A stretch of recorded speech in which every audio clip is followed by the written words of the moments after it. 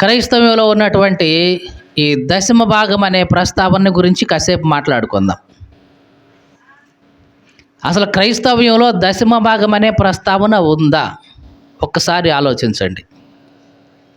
ఈ దినాల్లో చాలామంది ఎక్కడ చూసినా, పాస్టర్ల దగ్గర చూసినా, సేవకుల దగ్గర చూసినా, బయట వాళ్ళ దగ్గర నుంచి చూసినా, కేవలం అన్యుల దగ్గర నుంచి చూసినా సరే, క్రైస్తవులు అనగానే, సేవకులు అనగానే, పాస్టర్లు అనగానే వాళ్ళకు గుర్తొచ్చేది ఏంటంటే దశమ భాగాలు. వీళ్ళు దశమ భాగాల మీద బతికేవాళ్ళు, వీళ్ళు దశమ భాగాలని అడిగేవాళ్ళు, దశమ భాగాలు తీసుకునేవాళ్ళు. ఆ రకంగా వీళ్ళు ఉంటారు. క్రైస్తవులు అనగానే వీళ్ళు చర్చిలో దశమ భాగం ఇచ్చేవాళ్ళు, సేవకులు అనగానే వీళ్ళు సంఘస్థుల దగ్గర దశమ భాగం తీసుకునేవాళ్ళు. ఇట్లాగా దశమ భాగం అనేది క్రైస్తవ్యంలో బాగా ముడిపడిపోయింది ఈ దినాల్లో. అసలు జాగ్రత్తగా పరిశీలించండి. క్రైస్తవ్యానికి దశమ భాగానికి ఏమైనా అసలు పోలిక పొంతన ఉందా ఎక్కడైనా అంటే అస్సలు లేనే లేదు. మళ్ళీ చెప్తున్నానండి, క్రైస్తవ్యానికి దశమ భాగానికి అసలు సంబంధం లేనే లేదు. మరి దశమ భాగం అనేది దేనికి లింక్ అయి ఉంది? యోధా మతానికి లింక్ అయ్యింది. యోధా మతం, యూదులు ఇప్పటికీ కూడా దశమ భాగాన్ని టెన్షన్గా తీసి వాళ్ళు దేవుని సన్నిధిలో ఇస్తారు. అలా ఇవ్వాలి అని కూడా దేవుడు చెప్పాడు. పాత నిబంధనలో యెహోవా దేవుడు అక్కడ ఉన్న ఇశ్రాయేలీయులందరికీ కూడా ఖండితంగా ఆజ్ఞాపించాడు మోషే ద్వారా. మీరు జాగ్రత్తగా చూడండి, బైబిల్లో మనకి పాత నిబంధన గ్రంథం అంతా ఉంటుంది. యూదులకి కూడా ఆ పాత నిబంధన గ్రంథం ఉంటుంది, అంతవరకే ఉంటుంది వాళ్ళకి. అందుకని వాళ్ళు ఇప్పటికీ కూడా యేసుక్రీస్తుని దైవంగా నమ్మరు, యేసుక్రీస్తుని అభిషేక్తుడిగా నమ్మరు, మెస్సయాగా నమ్మరు. ఇంకా మాకు రక్షించే మెస్సయా వస్తాడు అని ఎదురు చూస్తూ ఉంటారు వాళ్ళు. అంటే ఇప్పటికీ కూడా వాళ్ళు ఫాలో అయ్యేది ఏంటంటే పాత నిబంధననే ఫాలో అవుతుంటారు. యెహోవా దేవుడు మోషే ద్వారా వాళ్ళకి ఇచ్చిన ఆజ్ఞలనే వాళ్ళు పాటిస్తూ ఉంటారు. దాంట్లో వాళ్ళకి 10 ఆజ్ఞలు పాటిస్తూ ఉంటారు. దాంతో పాటుగా మోషే ద్వారా ఇచ్చిన ఈ దశమ భాగం అనే కట్టడ కూడా వాళ్ళు తప్పనిసరిగా పాటిస్తూ ఉంటారు. ఇది దశమ భాగం అనే ఈ ప్రస్తావన క్రైస్తవ్యానికి సంబంధించింది కాదు. మరి దేనికి సంబంధించింది? జుడాయిజానికి సంబంధించింది.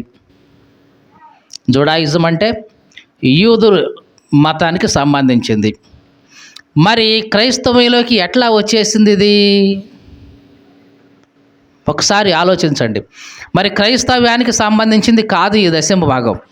క్రైస్తవ్యానికి సంబంధించింది అయితే యేసుక్రీస్తు ఎప్పుడైనా ఈ దశమ భాగం గురించి చెప్పాడా? అసలు ఇలా ఇవ్వాలి, మీరు ఇవ్వండి అని ఎప్పుడైనా చెప్పాడా యేసు ప్రభు ఎక్కడైనా అంటే చెప్పలేదు.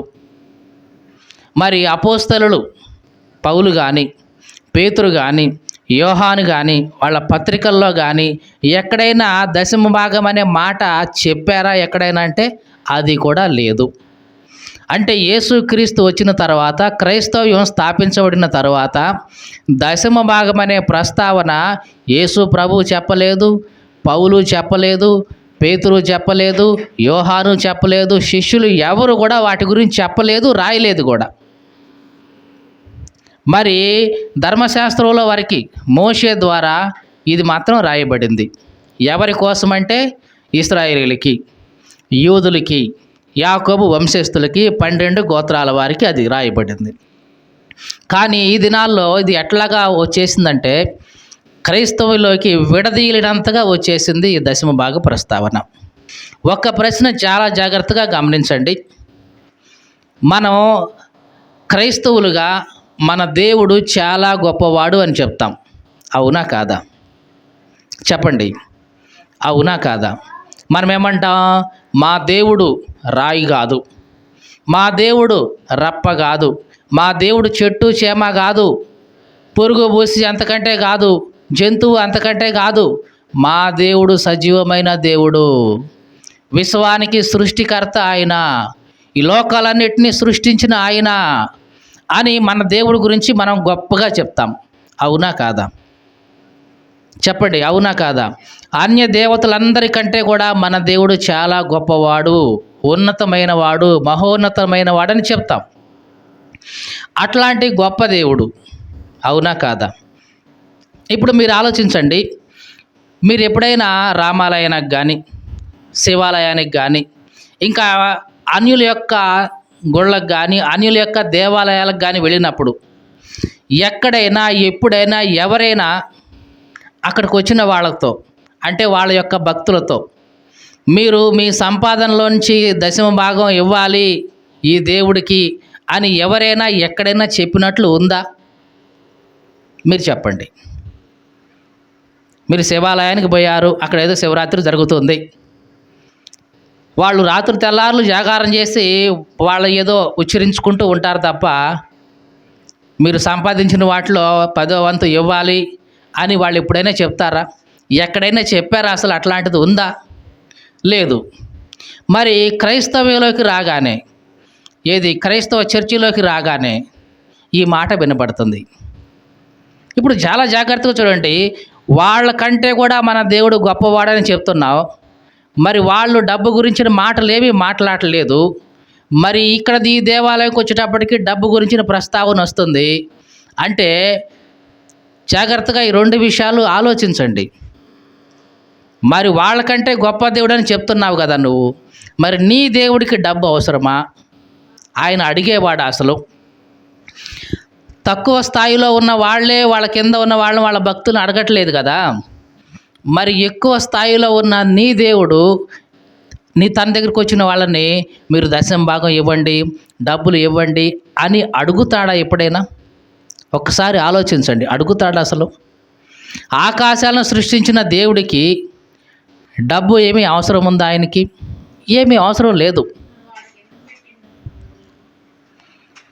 అన్ని విషయాలు చెప్తాం. యూదులకి ఎందుకు దేవుడు ఈ కండిషన్లు పెట్టాడు అంటే ముందు మనం తెలుసుకుందాం. యూదులకి ఎందుకు ప్రత్యేకంగా దీన్ని నియమించాడు అంటే 12 గోత్రాలలో లేవి గోత్రాన్ని దేవుడు సపరేట్ చేసుకున్నాడు. ఎందుకు సపరేట్ చేసుకున్నాడు అంటే తన పని కోసం, అది కూడా మందిరపు పని కోసం.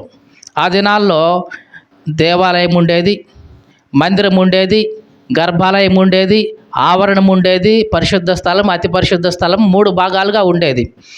ఈ లేవీలందరూ కూడా ఈ మందిర పనిలోనే ఉంటారు. ఆ గోత్రం అంతా ఉండాల్సిందే వాళ్ళ పోషణ కోసం.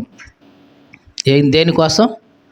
లేవీల యొక్క పోషణ కోసం దేవుడు ఖండితంగా వాళ్ళకి ఆజ్ఞ ఇచ్చింది ఏంటంటే, మీ 11 గోత్రాల వాళ్ళు మీ సంపాదనలో దశమ భాగం తీసుకొచ్చి మందిరంలో ఇవ్వాలి, నా మందిరంలో ఇవ్వాలి. అది ఎవరికి ఉపయోగపడుతుంది? నా మందిరంలో ఎవరైతే పనిచేస్తూ ఉంటారో, కట్టెలు నరికే వాళ్ళేంటి, నీళ్లు పోసే వాళ్ళేంటి, నీళ్లు చేదే వాళ్ళేంటి, ఊడ్చే వాళ్ళేంటి, చల్లే వాళ్ళేంటి, వాళ్ళందరికీ కూడా ఆహారంగా ఉండడం కోసం మిగతా 11 గోత్రాల వాళ్ళు ఆ మందిరంలోకి తీసుకొచ్చి దాన్ని ఇవ్వాలి. అలా ఇస్తే నేను మిమ్మల్ని దీవిస్తాను. ఇది దేవుడు వాళ్ళకి ఇచ్చిన నిబంధన. అంటే మీరు తీసుకొచ్చి ఇస్తే నేను మిమ్మల్ని దీవిస్తాను. ఇది దేవుడు యూదులకి ఖండితంగా చెప్పాడు. అందుకనే ఎప్పటికీ కూడా యూదులు దీన్ని పాటిస్తూనే ఉంటారు. దేవుని మందిరంలో ఇవ్వాలి, అది కూడా ఎవరి లేవీయులకి కాదు, యాజకులకి కాదు, ఎవరికి కాదు, దేవుని మందిరంలో ఇవ్వాలి. ఎందుకంటే ఇది దశమ భాగం అనేది నాకు సంబంధించింది, నా సొమ్ము, అది నా సొమ్ము నా మందిరంలో పడేయండి, అలా చేస్తే మిమ్మల్ని దీవిస్తాను అని పాత నిబంధనలో వాళ్ళందరికీ కూడా దేవుడు ఖండితంగా చెప్పాడు. ఎవరైతే అట్లా చేయలేదో, దశమ భాగం తీసుకొచ్చి దేవుని మందిరంలో ఇవ్వలేదో, మీరు దొంగలు అని కూడా దేవుడు చెప్పాడు పాత నిబంధనలో. మరి క్రొత్త నిబంధన వచ్చిన తర్వాత, యేసుక్రీస్తు వచ్చిన తర్వాత ఆయన ఆ పాత నిబంధన కొట్టేసి ఏం చేశాడు? ఆ పాత నిబంధనను కొట్టేసి క్రొత్త నిబంధన స్థాపించాడు. ఏమిటి ఆ క్రొత్త నిబంధన అంటే, ఇదిగో నేను వారి దేవుణ్ణి ఉంటాను, నేను వారిలో నివసిస్తాను, వారు నా ప్రజలుగా ఉంటారు. ఇది దేవుడు స్థాపించిన క్రొత్త నిబంధన. క్రొత్త నిబంధన యేసుక్రీస్తు రక్తం అర్పించి ఒక నిబంధన ప్రారంభించాడు. నిబంధన ప్రారంభించిన తరువాత, క్రొత్త నిబంధన ప్రారంభించబడిన తరువాత, జాగ్రత్తగా చూడండి, క్రొత్త నిబంధన ప్రారంభించబడిన తరువాత, క్రొత్త నిబంధన పుస్తకం కాదు. క్రొత్త నిబంధన పుస్తకం అంటే ఇదిగో మత్తయి సువార్త దగ్గర నుంచి పుస్తకం. ఇది పుస్తకం గురించి మాట్లాడటంలా, నిబంధన అంటే యుగం. ఎప్పుడు క్రొత్త నిబంధన ప్రారంభమైంది? దేవుడు వాళ్ళ హృదయాల్లో నివసించినప్పుడు ప్రారంభమైంది. అంటే పరిశుద్ధాత్మ దేవుడు అపోస్తుల కార్యాలు 2వ అధ్యాయంలో ఎప్పుడైతే భూమి మీదకి వచ్చి మనుషుల మీద వాళ్ళ హృదయాల్లో నివసించడం ప్రారంభించాడో అప్పుడు ప్రారంభమైంది నూతన నిబంధన యుగం. నూతన నిబంధన అప్పుడు ప్రారంభమైంది. అక్కడి నుంచి తర్వాత మాట్లాడిన ప్రతి మాట కూడా నూతన నిబంధన యుగానికి సంబంధించింది. ఇక అక్కడి నుంచి అంటే అపోస్తుల కార్యాలు 2వ అధ్యాయం ప్రారంభం నుంచి రాయబడిన మాటలు కానీ రాయబడిన పత్రికలు కానీ ఇవన్నీ కూడా నూతన నిబంధన యుగానికి సంబంధించినవి, నూతన నిబంధనకు సంబంధించినవి. ఈ నూతన నిబంధన యుగంలో ఎవరు కూడా అంటే యేసుక్రీస్తు కానీ, యేసుక్రీస్తు ద్వారా ఆజ్ఞ పొందిన పౌలు కానీ, పేతురు కానీ, యోహాను కానీ వీళ్ళెవరు కూడా ఈ పదాన్ని వాడలేదు. మరి వాళ్ళు ఇవ్వమన్నారు. దేనికి ఇవ్వమన్నారు? దేవునికి ఇవ్వండి అనలేదు, దేవుని సేవకులకు ఇవ్వండి అనలేదు, కానీ అవసరతలో ఉన్న వారికి ఇవ్వండి అన్నారు. అవసరతలో ఉన్న వారికి ఇవ్వండి. ఒకవేళ మీకు బోధిస్తున్న సేవకుడు అవసరత మీరు గుర్తించారా? ఆయనకి ఇవ్వండి. అంతేగాని దశమ భాగం అనే ప్రస్తావన క్రైస్తవ్యంలోకి ఎప్పటికీ లేనే లేదు.